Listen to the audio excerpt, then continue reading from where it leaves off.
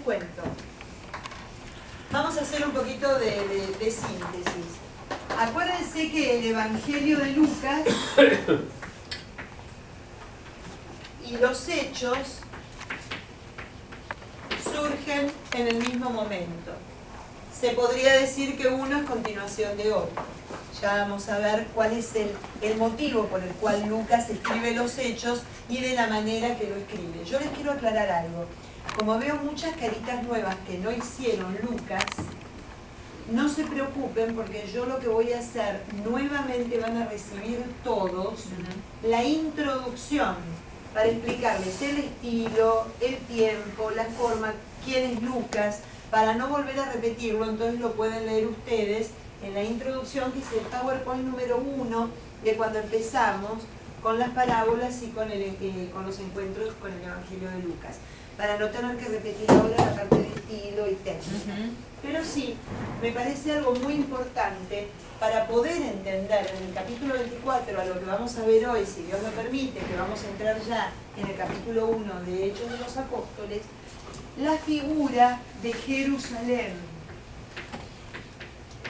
Jerusalén es la bisagra de unión entre los Hechos y Lucas, entre el Evangelio, perdón, y los Hechos.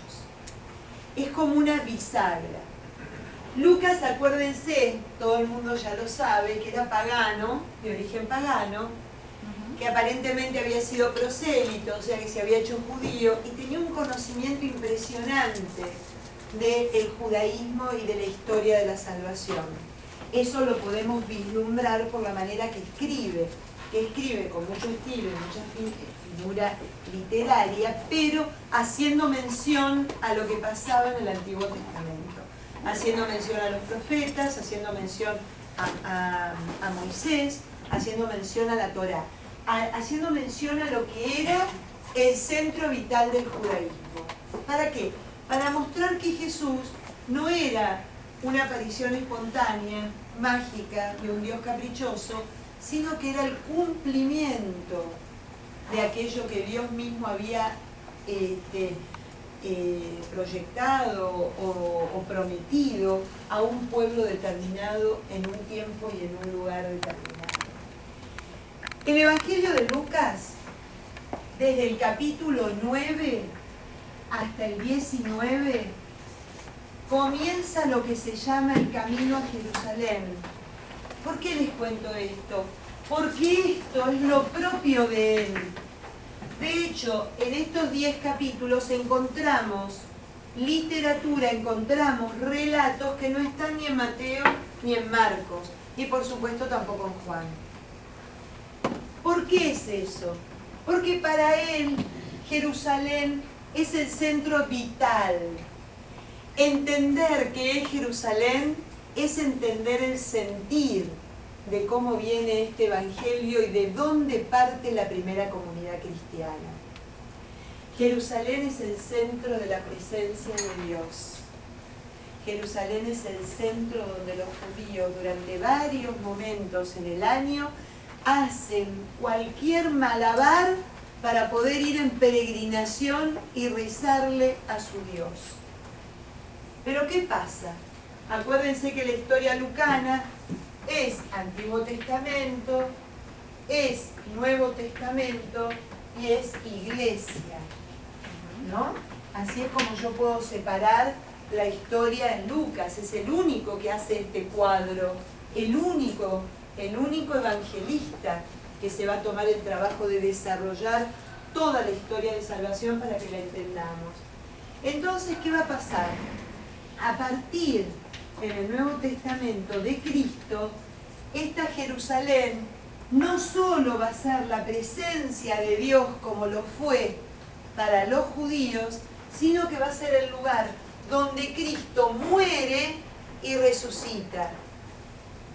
Entonces es un lugar que cobra un sentido mucho más profundo, porque es el Señor que reside, es el Señor que está presente, es el Señor que se revela, porque acuérdense que en la cruz se rompe el velo un Dios que era trascendente, lejano, imposible siquiera de pronunciar su nombre, ahora se revela y se da a conocer.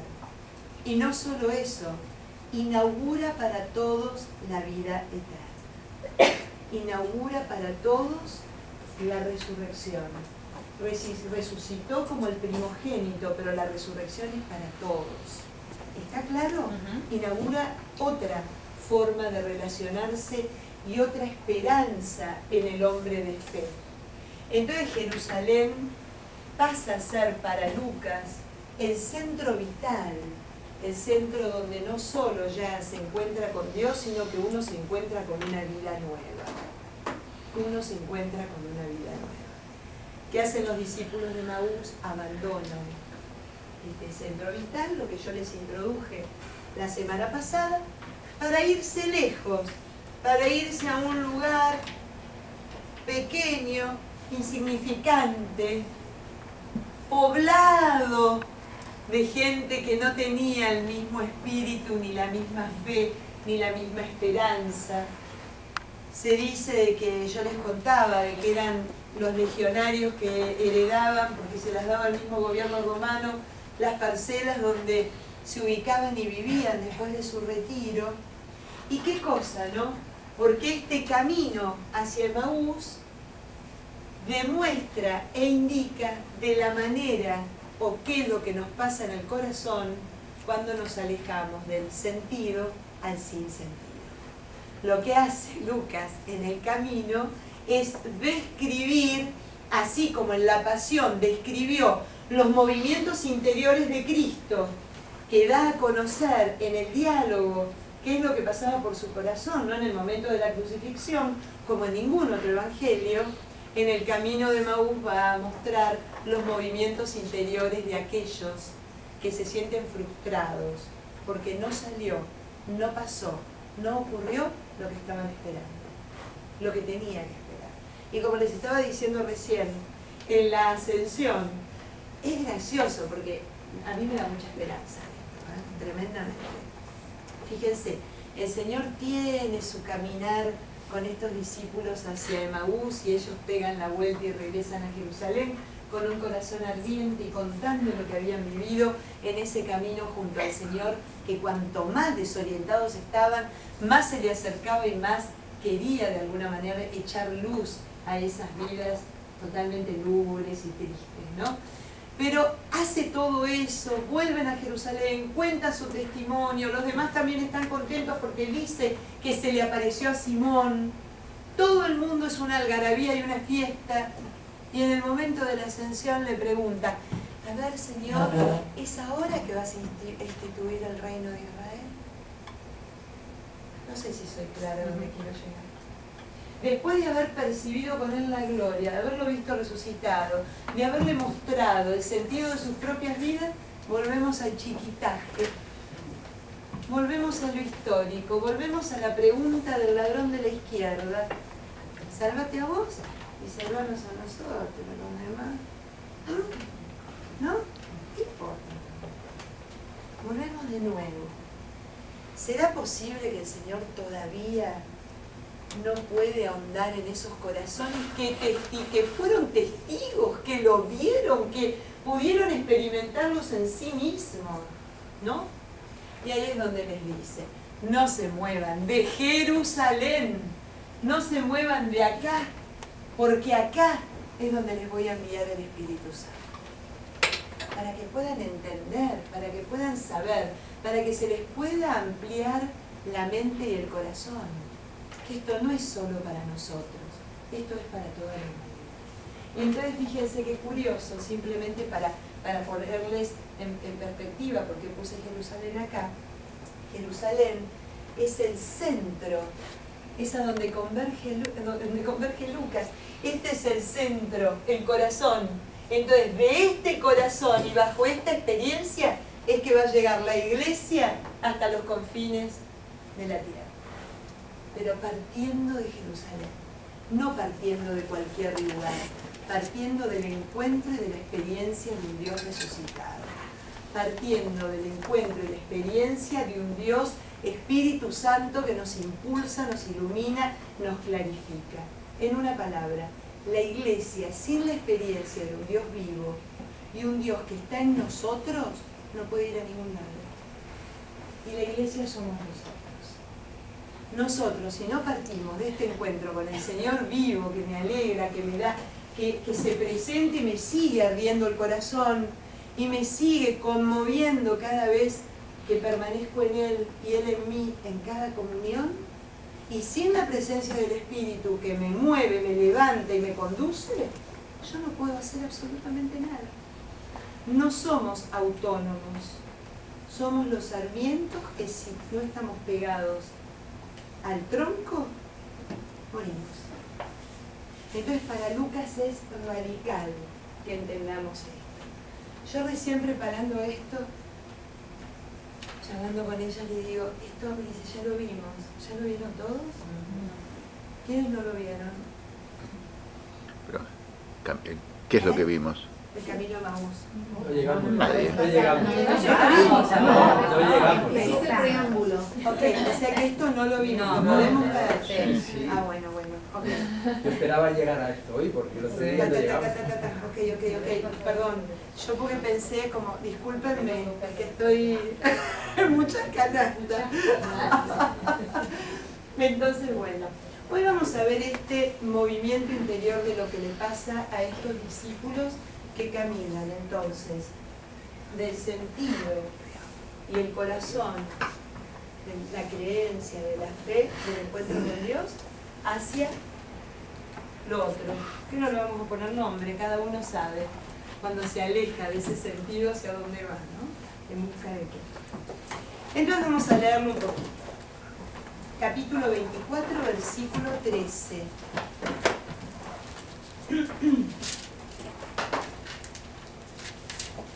Yo quiero señalarles que esto ocurre el mismísimo día de la resurrección, ¿no? Fíjense que arranca el capítulo 24 diciéndonos el primer día de la semana y arranca el versículo 13 diciéndonos aquel mismo día. O sea, estamos en el día de la resurrección del Señor. Aquel mismo día, dos de ellos iban a un pequeño pueblo llamado Emaús, que está a unos 10 kilómetros de Jerusalén. En el camino conversaban sobre todo lo sucedido. Mientras conversaban y discutían, Jesús en persona los alcanzó y se puso a caminar con ellos. Pero ellos tenían los ojos incapacitados para reconocerlo. Él les preguntó, ¿de qué van conversando por el camino? Ellos se detuvieron, presten atención, con rostro afligido. Y uno de ellos, llamado Cleofás, le dijo, ¿eres tú el único forastero en Jerusalén que desconoce lo que ha sucedido allí estos días? Jesús le preguntó, ¿qué cosa? Le contestaron, lo de Jesús de Nazaret, que era un profeta poderoso en obras y palabras ante Dios y ante todo el pueblo. Los sumos sacerdotes y nuestros jefes lo entregaron para que lo condenaran a muerte y lo crucificaron. Nosotros esperábamos que Él fuera el liberador de Israel. Pero ya hace 3 días que sucedió todo esto. Es verdad que unas mujeres de nuestros grupos nos han desconcertado. Ellas fueron de madrugada al sepulcro y al no encontrar el cadáver, volvieron diciendo que se les habían aparecido unos ángeles, asegurándoles que Él está vivo. También algunos de los nuestros fueron al sepulcro y encontraron todo como habían contado las mujeres, pero a Él no lo vieron. Jesús entonces nos dijo: qué duros de entendimiento, ¿cómo les cuesta creer lo que dijeron los profetas? ¿No tenía que padecer el Mesías para entrar en su gloria? Y comenzando por Moisés y siguiendo por todos los profetas, les explicó lo que en toda la Escritura se refería a él. Se acercaron al pueblo a donde se dirigían y él hizo ademán de seguir adelante. Pero ellos le insistieron: quédate con nosotros, que se hace tarde y el día se acaba. Entró para quedarse con ellos. Y mientras estaba con ellos a la mesa, tomó el pan, lo bendijo, lo partió y se lo dio. Entonces se les abrieron los ojos y lo reconocieron. Pero él desapareció de su vista. Se dijeron uno al otro: ¿no sentíamos arder nuestro corazón mientras nos hablaba por el camino y nos explicaba las Escrituras? Nos explicaba la Escritura.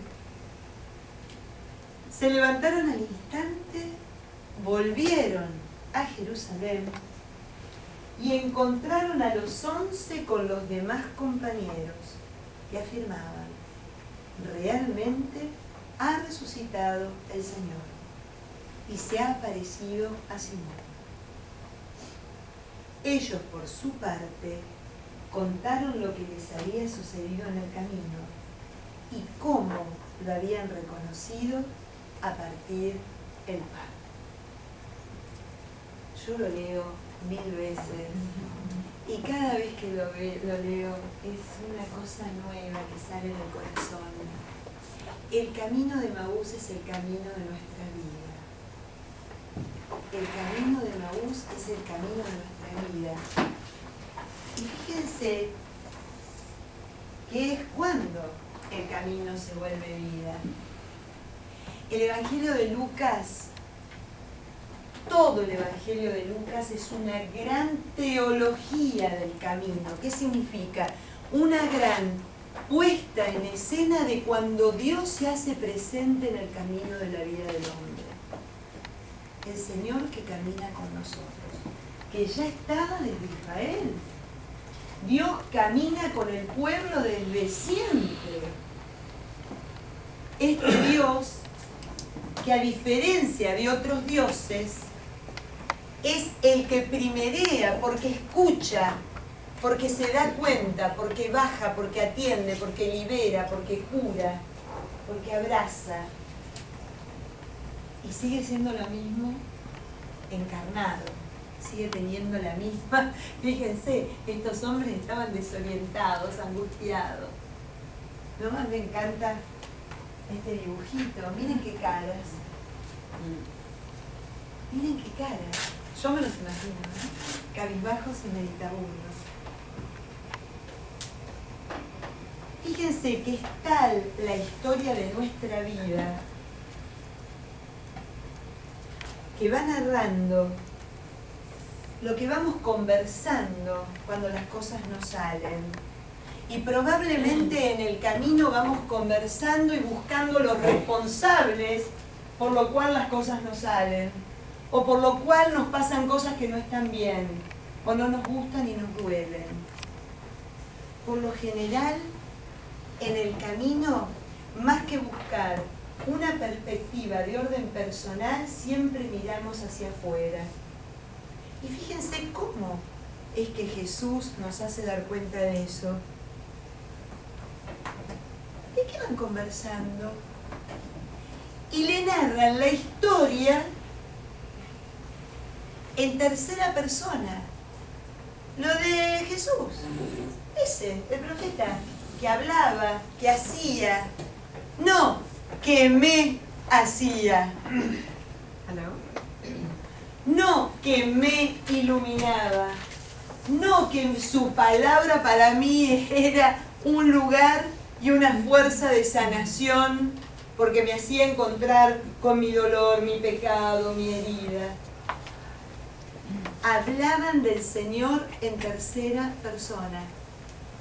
Hablaban del Señor como una historia escrita y con un punto final. Hablaban del Señor como si nosotros leyéramos el Evangelio sin la fe. En donde, ¿qué le contamos? Muchas veces me ha pasado en estos años de encontrarme con gente que me decía, cuando yo hice mi primera comunión, ni siquiera tuve una Biblia en la mano, nos daban un cuadernito que se llamaba Historia de la Salvación. Nunca leímos el Evangelio de primera mano. Era el librito que se llamaba Historia de la Salvación, en donde estaba resumida lo que el Señor había hecho a otros. Y eso no transforma a nadie. ¿Por qué cuento esto desde la perspectiva de mi propia existencia? Porque tal vez a mí me esté pasando lo mismo. Cuando a veces el Papa vive hablando, diciendo de la nueva evangelización, los nuevos métodos de evangelización, si la iglesia no cambia, ¿y qué es lo que tiene que cambiar la iglesia? ¿La tiene que pintar de otro color? ¿O simplemente tenemos que pasar de tercera a primera persona? ¿O simplemente tenemos que empezar a contar de Jesús lo que Jesús obró en mí? Y lo que a través de mi sanación obró en los que me rodean, que es la historia de los hechos. ¿Es claro? Fíjense que cuando el Señor en el versículo 25 les dice, qué duros de entendimiento, ¿cómo les cuesta creer? Nos lo dice en este tiempo pascual. ¿Cómo nos cuesta creer? Es un tiempo donde creer en Dios no cuenta tanto como haberle creído a Dios, que lo que me dijo es así. Porque creer en Dios es quedarme en tercera persona. ¿Me siguen? No es un delirio. Ah, claro. Claro, creer en, ¿no? Yo digo, creo en Dios. Pero acá la jugada es creerle a Dios, que cuando anunció, que cuando mostró, que cuando dijo, lo que pasa, ¿eh? ¿Dónde está? ¿Está difícil? Está difícil a veces de vivir. Les cuento por qué. Porque creerle a Dios es creerle que tenía que ser flagelado, sometido, que tenía que haber una cruz y que después iba a haber resurrección. Eso es lo que le tengo que creer.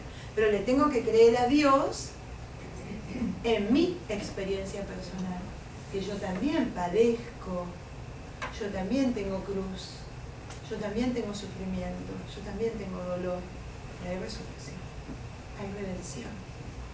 Eso es lo que le creo. En este tiempo pascual el Señor se hace vivo para esto. Y fíjense qué cosa más hermosa, ¿no? Al final puse esto y lo miramos. Es esto, ¿no? Camino, en griego, me encanta, es de Ansel Grume, es todo un libro que se llama En Camino, que es toda la teología del camino en los distintos libros de las Sagradas Escrituras. Fíjense que camino es métodos. Los métodos. A ver, ¿qué método utilizás para preparar tal cosa? ¿Qué método utilizás para hacer gimnasia? ¿Qué método utilizás para memorizarte? Los métodos. ¿Qué significa? Manera, forma, o también la manera de vivir. La manera de vivir, la manera que yo elijo para vivir. ¿Cuál es el método? La vida que elijo para transitar.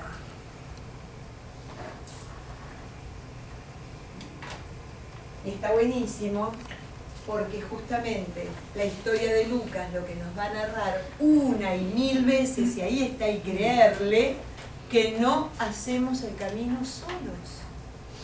No hacemos el camino solos. El Dios que camina con nosotros siempre, siempre.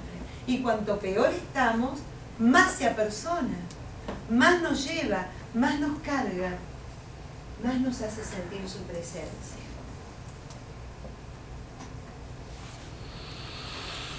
Esto después leanlo porque es para ustedes. Y si no, fíjense que toda la primera parte de este camino de Emaús, mientras conversaban y discutían, Jesús en persona los alcanzó y se puso a caminar con ellos. Pero ellos tenían los ojos incapacitados para reconocer. ¿Cuántas veces lo que pensamos, a donde llevamos nuestro discurso, ¿no? nuestra frustración, es tan alejado de Dios que eso, en lugar de convertirse en un signo de esperanza o en un signo de fe, se convierte en lo contrario? Por eso ni siquiera lo puedo ver. No te puedo ver en estas circunstancias, Señor. Me duele tanto que no te veo. Vos no estás acá. Vos en este momento no estás. Es como si Dios eligiera estar solo cuando brilla el sol para nosotros y no cuando está la tiniebla, cuando es la noche o cuando algo nos duele tanto que se nos apagan todas las luces. Acá no. Acá no. Y fíjense lo que les pasa a esta gente. ¿No piensen ustedes de quiénes está hablando Lucas en este relato formidable? Está hablando no de gente que miraba por la ventana. Supuestamente estos discípulos lo vieron multiplicar los panes, curar a los enfermos, capaz que lo vieron resucitar al hijo de la viuda de Naín, lo escucharon, lo vieron calmar las aguas, lo vieron y lo escucharon perdonar desde la cruz. Y sin embargo, miren lo que dice Lucas. ¿De qué van conversando? Ellos se detuvieron con rostro afligido. Y uno de ellos dice: eres el único forastero que desconoce lo que ha sucedido allí, en Jerusalén. Y la aflicción, cuenta San Agustín y después uno de los padres, el padrecito este que hizo la última cima, que después falleció, ¿cómo era? ¿Se llamaba Pablo? Pablo, ¿no? Vamos a dejarlo en Pablo, no me acuerdo nunca el apellido. Decía: la aflicción y la tristeza pasa cuando yo hablo de Dios como si fuera un recuerdo, y no como alguien que está presente y es vital en mi vida. Entonces, fíjense, ¿sos vos el único que no sabe lo que ha sucedido? Lo que ha sucedido. Cuando hablo de Dios como un recuerdo, como algo que ahora no tiene cabida en mi existencia, ya fue. Es una fotografía, ya quedó impreso. Puedo pasar a ver y revisar todo lo que dijo, lo que hizo, pero a mí ya está. Ya no tiene nada que ver conmigo. Y miren lo que les dice. Jesús, ¿qué les hace? ¿Se queda callado? No. Les pregunta qué cosa. Porque quieren escuchar qué experiencia de Dios han tenido en su existencia. Eso mismo nos pregunta a nosotros. ¿Qué cosa? ¿Qué te está pasando? ¿Cuál es tu relación conmigo? ¿Qué cosa? Necesita escucharlo de ellos para que ellos mismos se den cuenta en el lugar que pusieron a Dios en sus vidas. Lo de Jesús de Nazaret, que era un profeta poderoso en obras y palabras. A ver, vamos al grano. Dos formas de llamarlo a Jesús desde la fe. ¿Puedo borrar acá? Cuando a Jesús se lo llama el Cristo o el Señor, es un grado de fe altísima. Pero cuando a Jesús se le pone de Nazaret, es un grado completamente humano y temporario. Jesús de Nazaret Es un tipo que vivió, que nació y que hizo su vida pública en un determinado lugar. Y ya está, ya fue. Es Pepe el de la esquina. ¿Entienden? Jesús de Nazaret, nada. No es ni el Señor, ni el Cristo, ni el que... No, y además, ¿qué es lo que nos llamó la atención? Los prodigios, las cosas maravillosas que hacía y lo lindo que hablaba.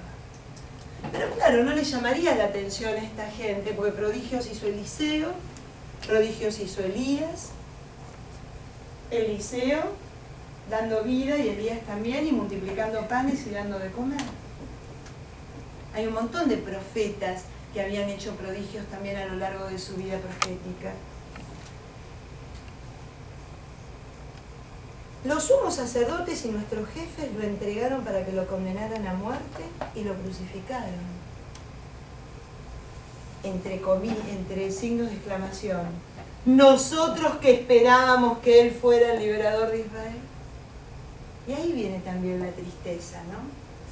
Cuando, fíjense, cuando el Señor, como dice San Agustín, Cristo vivo, encuentra muertos los corazones de sus discípulos. Porque cuando esperaban, significa que ya no esperan. ¿Es claro? Claro. Están hablando todo en pasado, Pili. Y Jesús es presente. Jesús es presente. ¿Y por qué está el relato de Emaús? ¿Está el relato de Emaús para ellos? No, está el relato de Emaús para nosotros. Cuando yo digo, ay Señor, yo esperaba que esto se solucionara, yo esperaba que me curara, yo esperaba que me devolviera a la casa, yo esperaba que...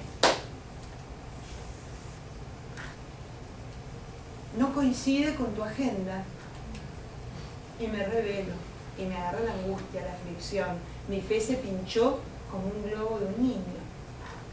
Yo esperaba, ¿no? Por eso, miren lo que dice Agustín, que me encanta. Este Dios vivo, este Dios que camina, este Dios que se hace compañero de ruta, lo que le duele es que encuentra muertos los corazones de los discípulos porque muestran en alguna manera cómo perdieron la esperanza. En este tiempo pascual es lo que nos dice a nosotros también. ¿Cómo anda tu esperanza? ¿Le creemos? Y si le creemos, ¿cómo anda tu esperanza en esto que creemos? ¿Por qué es genial?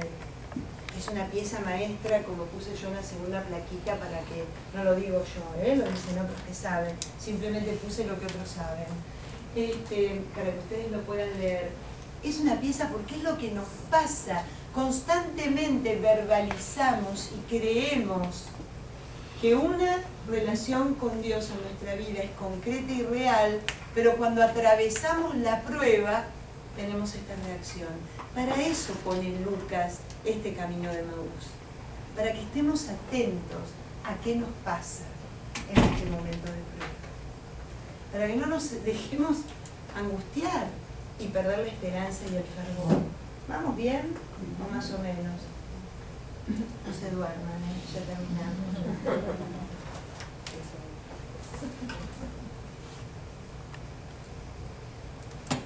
Este es lo que dice el padre Pablo, que lo había notado, ¿no? El maestro es un recuerdo, no es ya una realidad. Viven del recuerdo y van tristes. Y qué lindo lo que pone. Porque el que vive del recuerdo vive triste. Qué interesante eso. Por eso es tan importante esta cosa que les va diciendo y de la manera. Pero ¿cómo? Vos sos el único que no sabés, que con rostro afligido. Porque es un recuerdo. El que solamente vive del recuerdo va triste porque ha perdido lo que amaba. Ha perdido lo que amaba. Tenemos tantos ejemplos en las Sagradas Escrituras de aquellos que viven de un recuerdo o miran para atrás permanentemente. Y uno de ellos Un ejemplo bien antiguo es la esposa de Lot, que quedó convertida en piedra de sal. Porque por lo general cuando miramos para atrás se nos hace piedra la vida entera, ¿no?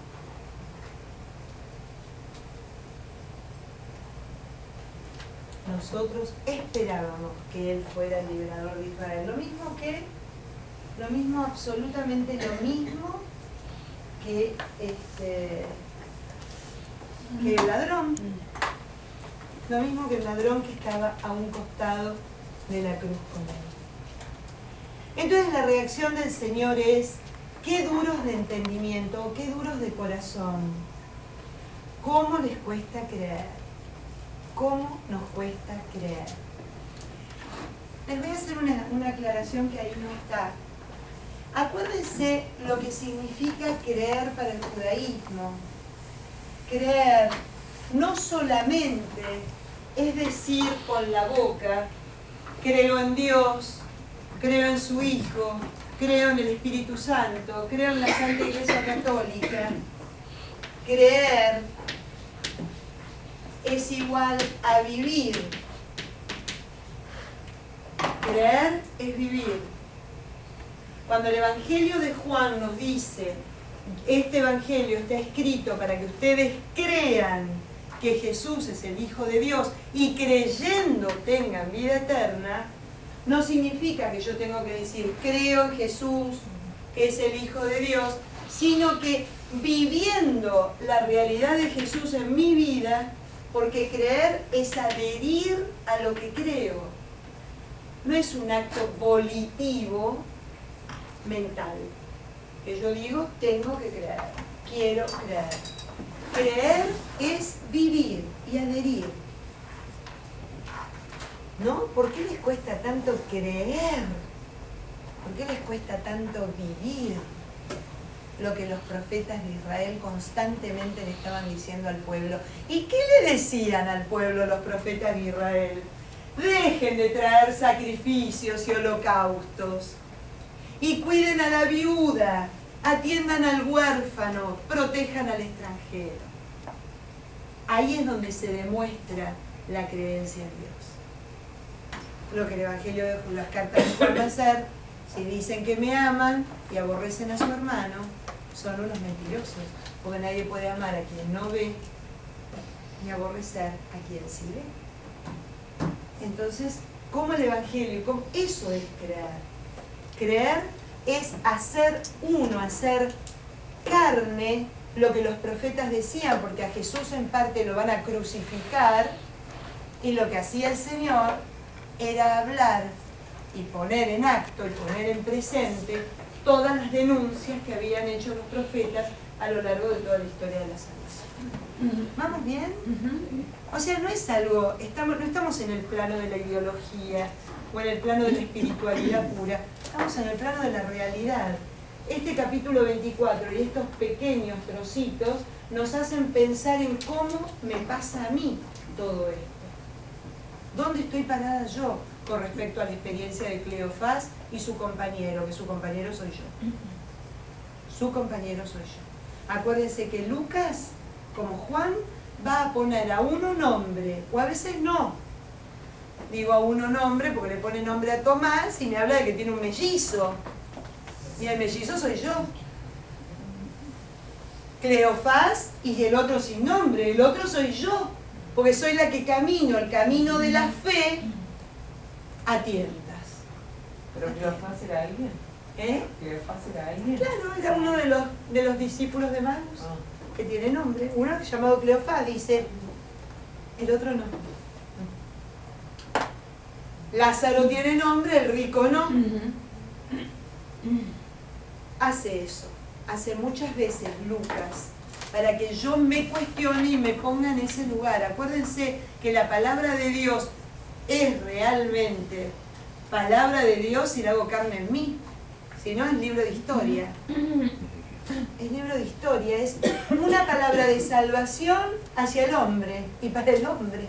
Si yo la dejo en el flequillo o abajo de los rulos, que no tengo, se me alisaron. Porque bueno, ¿no? Esto es muy interesante también, ¿no? Esto que dice San Agustín, qué duros de entendimiento, cómo les cuesta creer lo que dijeron los profetas acerca del Mesías, que tenía que sufrir. Y sí, Señor, porque ¿sabés qué pasa? Me cuesta saber que yo también. Me cuesta saber que yo también. A mí no me gusta, como dice Agustín. Todo lo había predicho, pero su muerte se lo borró. Se quedaron con la muerte. Se les borró la esperanza, se quedaron. Acuérdense, 3 veces voy a ir, voy a padecer, me van a juzgar, me van a maltratar, me van a crucificar, voy a morir, pero voy a resucitar. Es el pero. Y aparte era muy gracioso porque las 3 veces había alguna acotación. No entendían nada, pero tenían pánico de preguntar. No entendían nada, pero siguieron el camino discutiendo sobre quién era el más grande o los cargos que tenían que ocupar. ¿No? No podían realmente darse cuenta que en el momento de la cruz, en el momento del dolor, no termina ahí. Hay resurrección y hay redención. Esto también es para nuestra vida, ¿no? Lo que dice Agustín. Todo lo había predicho, pero su muerte se le borró. Pero su muerte se lo borró de la memoria. Pero el dolor, Señor, me borra mi fe en vos y mi esperanza en vos. Pero este sufrimiento, esta enfermedad, esta separación, esta pérdida, me borra mi fe en vos. Cuando lo vieron colgando del madero, quedaron tan trastornados, dice el santo, que se olvidaron de lo que les había enseñado. No les pasó por la mente la resurrección, ni se acordaron de sus promesas. San Agustín, ¿eh? No les pasó por la mente. Pati, ¿Sí? ¿qué específicamente fue digamos, lo que profetizaron Moisés y los profetas acerca del Mesías? Bueno, Moisés profetiza en varias partes de la Torá. Acordate que la Torá se le atribuye a él, ¿no? como figura emblemática. En Deuteronomio dice, le surgirá un profeta como yo, que los conducirá con mano firme y con palabra cierta. Escúchenlo, ¿no? Como una mención a lo que iba a surgir en el pueblo de Israel, pero con un carácter soteriológico de salvación. Isaías 53, que era entregado como oveja al matadero, sin tener ninguna falta, cargó con todas nuestras iniquidades. ¿No? Lo leemos el Viernes Santo. Zacarías, el profeta bueno, fue traspasado, ¿no? Y miraron a aquel al que traspasaron, va a decir el Evangelio de Juan, haciendo mención al profeta Zacarías. Y Isaías también, o sea, eso de que taladrarán mis huesos y todo, él es el que dice eso. Exacto. Pero también al final dice, habla de la resurrección. Claro, porque habla de alguna manera que mi siervo estará sobre todos, ¿no? Como siempre los profetas. Los profetas tienen este camino. El profeta es el que hace un ver en un anuncio despiadado, ¿no? Juzga a la luz de la ley de Dios, pero actúa para que siempre brote la esperanza en el pueblo. Acuérdense lo que yo les contaba en Zaqueo, que nosotros creemos en aquel que cree en nosotros. La fe nuestra se basa en creer en aquel que cree en mí. Porque si no creyera en mí, nunca el Señor se pararía delante de mí y me diría, Patricia, tu fe te ha salvado. Si no caemos en lo que decían estos señores que iban caminando, poderoso en obras y en prodigios, como que el poder, ¿no? Como un taumaturgo, era el que hacía que cambiara la situación, sin darse cuenta que él podía cambiar la situación si encontraba de este lado la fuerza interior para dejarse levantar, para dejarse curar, para dejarse poner de pie, limpiar la lepra. ¿Soy clara? ¿Es claro esto? ¿Eso es el mío o no? Ya no soy no puedo. Ni lo quiero mirar.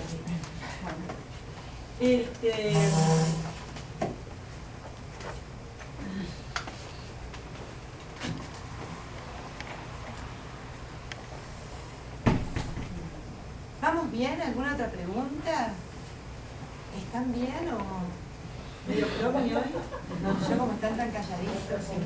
¿Eh? No, y además, ¿saben qué? Claro, es una manera de ver. Yo creo que se los pongo en la plaquita y si no se los cuento, el que me bautizó, Monseñor Boledo, siempre decía que si desapareciera la Biblia y quedaran estos pocos versículos del Camino de Emaús, uno podría entender el valor de la salvación. Porque la salvación es absolutamente personal y vital. No se puede vivir por otro. Yo no puedo vivir por otro. No puedo contar lo que le pasa a Florencia. Sí puede pasar que lo que ella está viviendo como transformación y conversión me lleve a mi transformación y mi conversión. Entonces podré dar cuenta de lo que pasa en mi corazón. ¿Es claro? Es a eso a donde apunta el capítulo 24. Todo lo que vieron de la ternura de Dios, la misericordia, el perdón, el conocer, el dejarse ver como uno es, ¿no? El ser amigo, todo cobra sentido si yo tengo esta experiencia inmediata con él.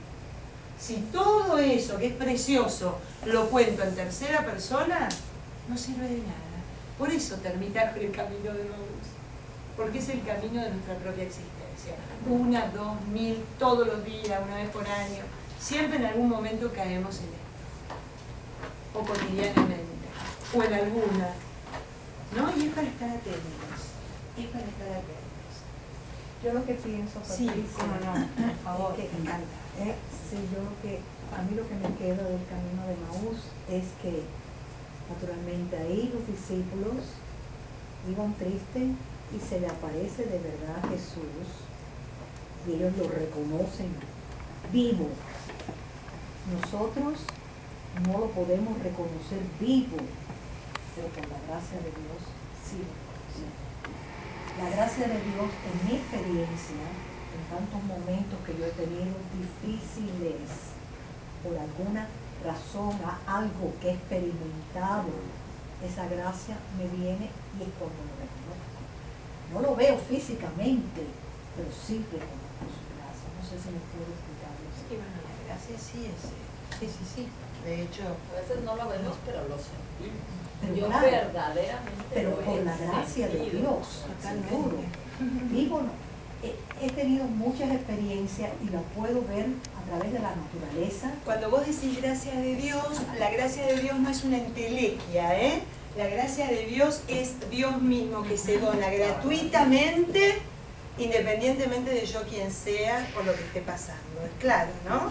Lo veo, ¿no? Está caminando junto a mí. Exacto. Siempre. Es gratuidad, gracia es don, regalo. Exacto. Es este Señor que se da. Pero yo lo veo como gracia que se me da a mí. Sí, Gracias cada a uno. mí, para yo poderlo ver, para poderlo sentir. No sé si me explico. Sí, aparte no termina todavía. Fíjense ahora lo que va a pasar. Ese aquí pasa algo que lo puse entre comillas, es que lo dice también el padre Pablo en el libro que escribe sobre esto, y dice que los discípulos de Emaús sintieron, acá con este tipo pasa algo, que no se vaya, que se quede con nosotros. Lo veían tan elocuente, que les pasaba tanta cosa de explicarles de Moisés, los profetas. No, pará, acá pasa algo. O sea, ahí tuvieron un atisbo de fe. Claro, ahí se dieron cuenta de que no era. Exacto. No nos ardía el corazón, va a decir después, ante la presencia del Señor. Yo les hago una pregunta con la mano en el corazón. ¿Cuántas veces se dispusieron a dar cuenta si les ardía el corazón ante la palabra de Dios? Ante su presencia.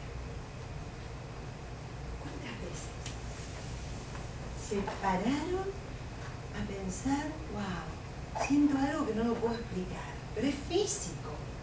¿Por qué es físico? En un momento de oración contemplativa, en un momento de oración comunitaria, en un momento de alabanza, en un momento de silencio, porque ellos tuvieron que darse cuenta para reconocer. Y a mí me llama lo mismo el capítulo 24 este. Yo me paro para darme cuenta, para poder decirle al otro, a mí me arde el corazón porque es el que me habla. Me arde, no lo puedo contener. ¿No? Es ahí a donde nos llama este capítulo, a hacer nuestra esta experiencia, pero para eso le tengo que dar el espacio, porque no es magia, le tengo que dar el espacio, tengo que hacer del tiempo y el lugar un lugar de encuentro para que me arda, o a ver qué me pasa, tengo que llevar a que me pase esto. Entonces dice, se acercaba al pueblo, hizo un ademán de seguir adelante. Quédate con nosotros, que se hace tarde y el día se acaba. Y cuando se lo pedimos, el Señor se queda, por supuesto. Entró para quedarse con ellos. Y fíjense dónde estaba. Y mientras estaba con ellos a la mesa, todo el Evangelio de Lucas me habla de la mesa, de la comida, del banquete, del encuentro. No es circunstancial, vuelvo de nuevo 1 y 1000 veces. Un judío se sienta a la mesa con otro para decirle quiero ser parte de tu vida, de tu existencia. Miren dónde Lucas lo va a poner siempre. No lo pone parado en la puerta o estaban charlando en el living. No, estaban sentados a la mesa. Sí, pero acá es al revés, son ellos los que lo invitan a él a sentarse en una. Bueno, no, ellos lo invitan a que se quede, ¿no? Entonces dicen, entró para quedarse con ellos. Y mientras estaban sentados en la mesa, por eso la mesa en lugar del encuentro, ¿no? La mesa en lugar del encuentro con esta explicación que les doy siempre, que desafortunadamente no figura en muchos evangelios. A lo mejor en algunas pie de nota estará en algún, de lo que significa ese lugar en un ambiente judío del siglo I. No es un lugar circunstancial, no es un lugar superficial, no es un lugar donde, bueno, che, no tienen nada que hacer, quédense, pedimos una pizza. ¿Entienden? Es un lugar muy especial. Muy especial. Y que es ahora el lugar de nuestro tiempo. Exacto. Y ahí está. Yo puede ser que no lo vea, pero sé que estamos a la mesa con Él. Y cuando veo la mesa como ese lugar, no circunstancial, no cotidiano, porque a veces lo cotidiano, lo rutinario, le quita sentido y valor a situaciones tan importantes. Cuando voy a la mesa, me encuentro con este Señor que de nuevo se quiere dar y quiere que me dé para estar en mí y yo en Él, como dice el Evangelio de Juan. Porque es eso lo que pasa. No es solo estar a la mesa y comer, pasa algo distinto. Hay una comunicación de vida. Hay como un en esa intercambio de mesa. corazones. Claro, hay un intercambio, hay una cosa ahí que se da, ¿no? Pero un intercambio que permanece, ¿no? Y fíjense, entró para quedarse con ellos. Tomó el pan, lo bendijo, lo partió y se los dio. Entonces se les abrieron los ojos y lo reconocieron, pero él desapareció, no los abandonó, porque se quedó con ellos. Entró para quedarse y se quedó. Se quedó. Ay, dice una cosa muy bonita acá el padre Pagola. San Agustín también. Hermanos, dice San Agustín en una de sus homilías, ¿dónde quiso que lo reconocieran? En la fracción del pan. No nos queda duda, partimos el pan y reconocemos al Señor. Pensando en nosotros, que no le íbamos a ver en la carne, Gladys, pero que íbamos a comer su carne. No quiso que lo reconocieran más que allí. ¿No? ¿Qué sé yo? Me acuerdo también de esa bienaventuranza en el Evangelio de Juan, benditos los que crean sin haber visto. Cuando a Tomás, ¿no?, lo hace, acá hay de nuevo como una esperanza en que el reconocimiento de él también iba a pasar por los siglos de los siglos hasta el final de los tiempos, en cada fracción del pan. Ahí iba a estar el Señor.